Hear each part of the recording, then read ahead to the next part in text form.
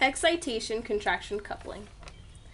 Nerve impulses from the brain or spinal cord stimulate the contraction of the skeletal muscle fibers.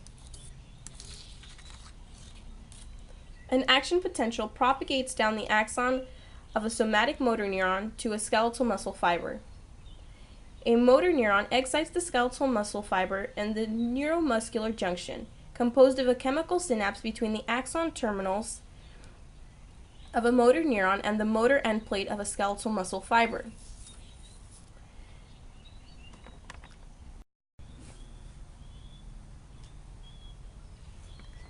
Change in membrane permeability from the nerve signal opens voltage-gated calcium channels.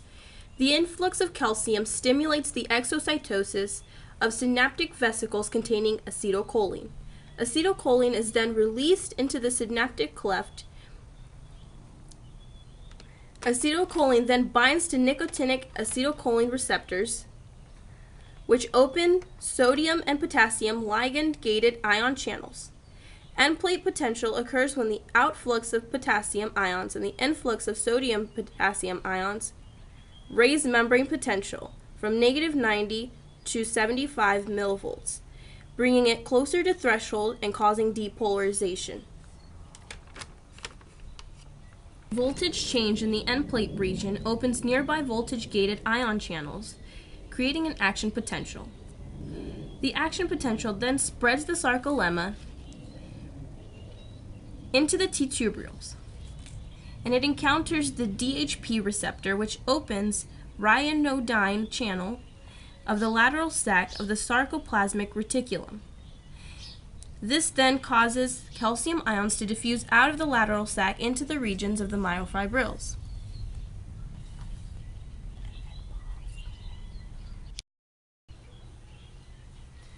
Calcium binds to troponin on the thin filaments composed of actin protein and tropomyosin strands.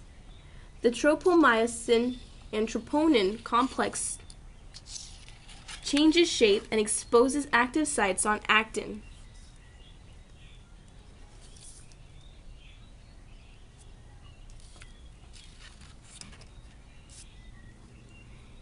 In a resting sarcomere, the myosin head is charged with ATP for contraction and is cocked away from the M line. ATPase, an enzyme used to break down ATP, breaks ATP into products of ADP and inorganic phosphate,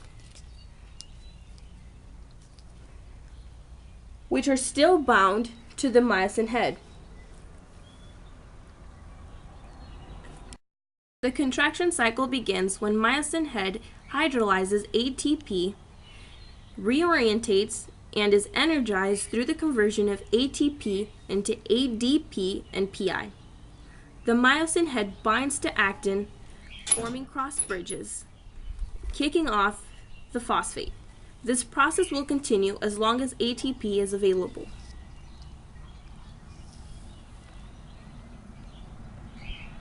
Myosin heads rotate towards the center of the sarcomere, causing a power stroke where ADP is released.